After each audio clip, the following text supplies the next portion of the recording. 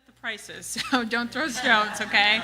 But I do hear all about them, so I can empathize, and I'm sure some of you can teach me some things, a thing or two about access and the trials and tribulations with getting some of these medications. So for those of you who have been on any of these therapies or know about them, you know that they're not as simple as the doctor writes the prescription and you can go to your local CVS 15 minutes after your appointment, right? And so that's because these medications fall under this bucket called specialty medications. So we all know they're special because they're expensive, but they also do wonderful things that you guys have heard about today. So why are they treated in this special bucket? Why does it need a different pharmacy? Why are there all these insurance hoops to go through? And then sometimes when you go through those, why are they still hard to access? And the reason why they bucket it this way is a lot of the times, unfortunately related to the cost with them, but also the complex when patients are on these medicines from a side effects standpoint and drug interaction burden.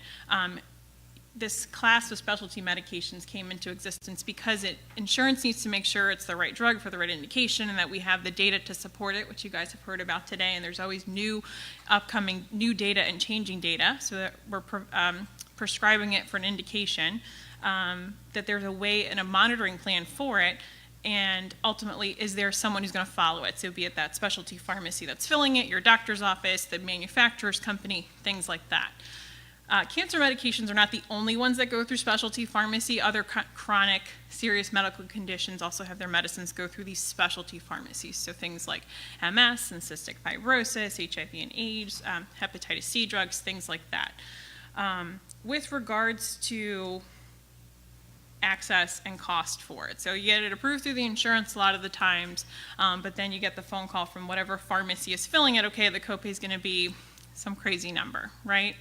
And with regards to that, it really depends on the time of the year. So for any prescription, if you're filling something newly in January, a lot of insurance companies have those deductibles you have to meet. So a lot of times, even just understanding where you are in the time of the year, and understanding what your insurance plan offers, what your deductible is. So saying, what is my copay this month versus is that what it's going to be every month? Is a completely fair question to ask whenever you're given a price for any prescription, not just specialty medicine type prescriptions.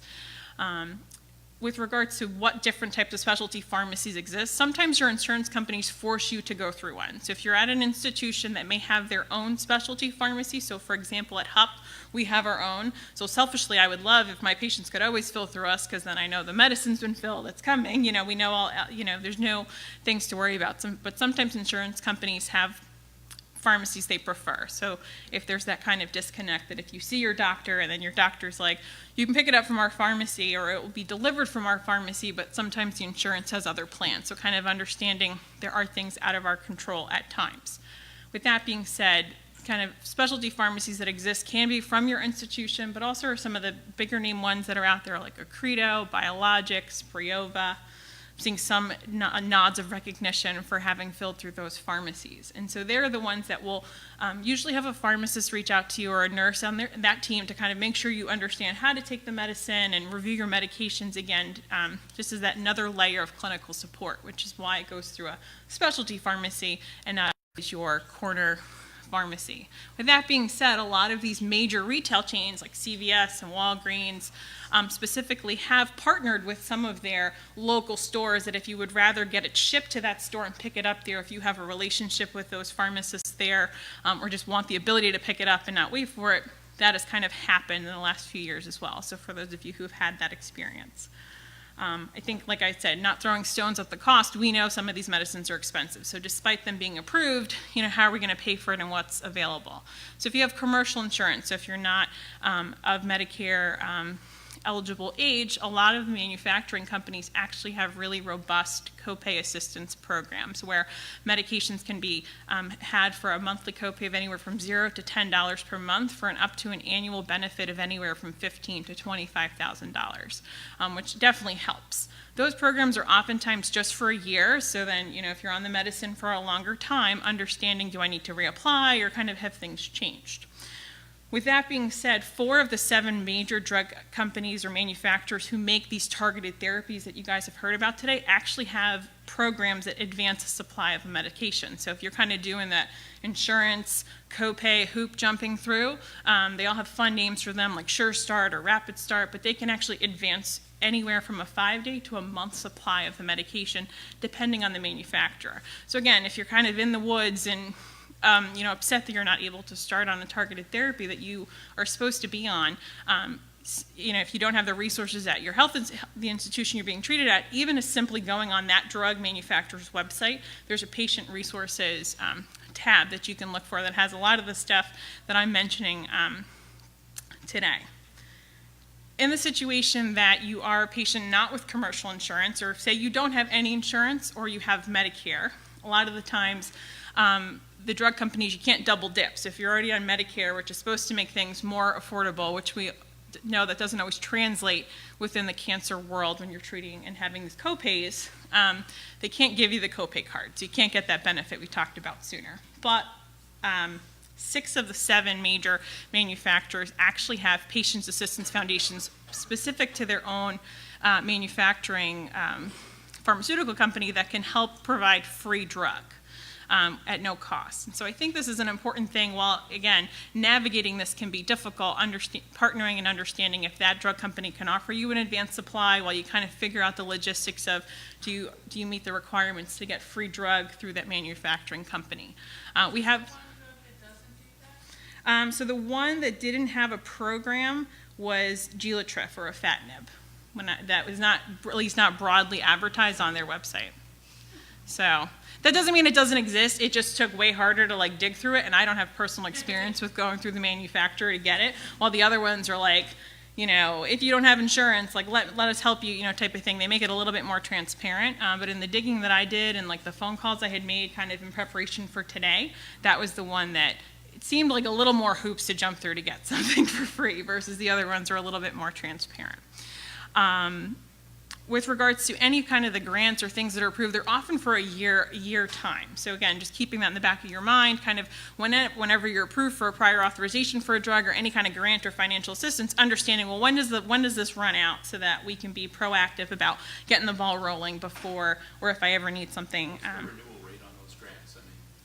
Folks. So the question was the renewal rate. So through the drug manufacturers, for the most part, the commercial ones are usually 100%. Where we run into issues sometimes is with the completely free drugs. If you were a patient with Medicare or you had no insurance, kind of being reassessed. Again, it really depends on what the financial status or what your income is. So if you win the lottery, I think they're going to have a hard time giving you free drug, so to speak, after if your financials change dramatically. So if we go and kind of the other route that I did want to mention, which is what if we don't want to go through or we can't go through the drug company? And so there are a lot of just grants out there that are outside of drug manufacturers to help cancer patients afford therapy, not just oral therapies, but offsetting costs of IV therapies, offsetting costs of travel, and other things related to just being a patient who has cancer or taking care of a patient who has cancer.